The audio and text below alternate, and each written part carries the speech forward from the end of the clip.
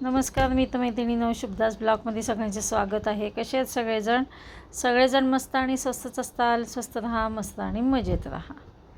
आज आहे बघा शुक्रवार आणि मी निघाले आता पुण्याला माझ्या घरी. का तर आईकडे आता मी 8 दिवसापासून आईकडेच होते. मागच्या शनिवारी आलेली आहे. तर प्राजक्त आणि प्रतीकसोबत मी निघालेले पुण्याला. कसं आहे, आता 8 दिवसापासून म्हणजे मी जशी गेले तसे माझ्या दोन्ही मुली ह्यांना नाश्ता भाजीपोळी ते देतात.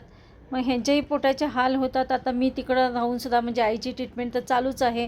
मी म्हटलं मी पुन्हा येईनच. आणि इकडे काय होतं, विरांशला पण सांभाळायला कोणी नाही. मग हे पाहता सगळं पाहता मला जबाबदारीची म्हणजे माझ्या अंगावर जबाबदाऱ्या आहेत. त्याच्यामुळे म्हटलं चला आपण जाऊया पुन्हा चक्कर मारू 8 दिवसांनी. असं ये जा चालूच राहणार आहे. मला माझ्या नवऱ्याची पण जबाबदारी आहे आणि इकडे विरांशी पण. त्याच्यामुळे मला इकडे येणं भागच पडलं. आणि सासूबाईंना तर म्हणजे जाऊबाईंकडे तर नेलेलं आहे, पण ते माझी वाट बघतात कधी शुभदा येईल आणि कधी सासूबाईंना इकडे आणून सोडेन. असं हे सगळेजण माझी वाट बघत असतात बघा. काय करावं समजत नाही.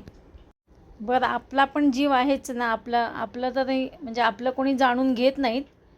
आपला पण जीव आहे. मी एकट्या किती जबाबदाऱ्या म्हणजे सांभाळणार आहे बघा. पण असो, ज्याच्या त्याला समजायला पाहिजे. आपण काय सांगणार आहे. तरी आता ह्यांनी आणि म्हणजे दिरांनी कसं काय विना नेलेलं आहे. पण माझी वाट बघतायत की शुभदा आली की लगेच सोडणार, हे त्यांच्या मनात नक्की आहे. हे पहा, आम्ही दुपारी 12:30 वाजता पोचलो पुण्यामध्ये. आणि मी काय केलं, डायरेक्ट रसिकाकडे गेले बॅगसहित. कारण का रसिकाला काम होतं, रसिकाचे कॉल चालू असतात. त्याच्यामुळे विरांशला सांभाळायला कोणी नाही आहे. म्हणून मी डायरेक्ट रसिकाकडे गेले आणि विरांशला खूप आनंद झाला मला बघून. तर माझ्याबरोबर खेळत होता विरांश आणि आमचं दोघांचं खेळणं चालू झालं आणि विरांशला खायला घातलं.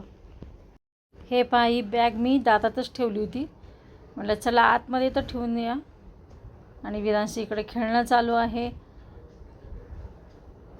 आणि 3 दिवसापासून बघा रसिकाकडे भांड्याला आणि फरशीला बाई आलेली नाही. त्याच्यामुळे सगळाच लोड रसिकावर पडत असतो. म्हणून मी डायरेक्ट रसिकाकडे आली आहे. Good evening friends. बघा, आज मी दुपारी आले सोलापूरहून आईकडनं. आज मला इकडे करमेच ना, कारण का 8 दिवस झाले मी आईकडे होते तिकडे. 8 दिवसानंतर म्हणजे उद्या 8 दिवस होतील. मी शनिवारी गेले होते आईकडे, तर उद्या 8 दिवस होतील. तर कसं तरी विरांसोबत दिवस गेला. पण आता माझ्या घरी इकडे आल्यानंतर मला करमे ना. विरांसोबत कसा दिवस जातो हे कळत नाही, वेळ कसा जातो हे कळत नाही आहे. तर आज मला काही इकडे करमे ना. रोजचे आता कसं झालं, 8 दिवस अंग वळण पडलेलं असतं. तर बघा, स्वयंपाक तरी रसिकाने निम्मा दिलाच आहे आणि मी बनवला. फक्त भात टाकलेला आहे. भात बनवला आहे म्हणजे कुकरमध्ये लावलं आहे. तर आता हे गेलेत माझ्या जाऊबाईंकडे. आज आहे सासूबाईंचा वाढदिवस, माझ्या सासूबाईंचा वाढदिवस. तर हे गेलेत, केक घेऊन गेलेत तिकडे सासूबाईंचा वाढदिवस साजरा करण्यासाठी. आणि मी काही गेलेली नाही आहे. आज एवढा क्षीण आल्यासारखं झालं, कंटाळा आला आज. कसं इतकं नवीन म्हणजे खूप 8 दिवसांनी इकडे आल्यानंतर आणि 8 दिवस मी तिकडे आईकडे होती. तर तिकडच्या वातावरणामधनं इकडं आल्यानंतर करमत नाही. चला असो. तर आज पुन्हा आईला सलाईन लावून घेतलेली आहे. बघू काय आपल्याकडनं जेवढं होतं तेवढं करायचं.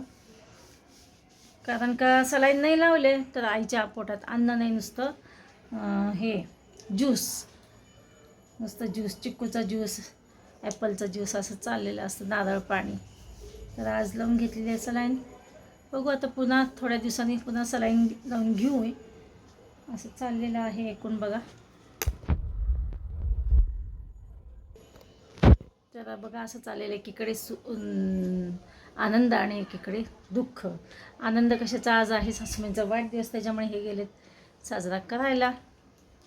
आणि दुःख म्हणजे कसं, माझ्या आईचं तिकडे चाललेली आहे ट्रीटमेंट. चला असं चालायचंच. आता बघा माझी बॅग बॅग आवरायची, बॅगमधले कपडे आवरायचे. तर बघू आता उद्याच्याला. उद्या आहे शनिवार, जसं वेळ मिळेल तसं मी आवरेन. आणि उद्या आहे बघा रसिकाला सुट्टी, विनायकला सुट्टी. विनायकला तर ऑलरेडी आहेच आहे, त्याच्या स्कूलला आहे सुट्टी. आणि बघा मगाशी विरांशला इकडं आणलं तर विरांशने सगळे खेळणी इथं पसारा आणलेला आहे इकडे. कारण काय विरांशला काही ना काही खेळणी लागतात. त्याच्या घरचे हे सगळे टेडीज, उंट, टेडी, अजून मंकी, माकड, डायनासूर, हे सगळं इकडे आणलेलं आहे. आणि मी आणि विरांश आत्तापर्यंत 7 वाजेपर्यंत असंच खेळत होतो. आणि 7 नंतर मग फ्रेश झाली, देवापुढे दिवा लावले आणि आता माझं असं रुटीन चालू झालं बघा. चला तर आता माझं सोलापूरला चालू राहणार आहे. आता बघू कसं काय ते. ट्रीटमेंट तर चालूच आहे, मला जाऊन येऊन करावंच लागणार आहे.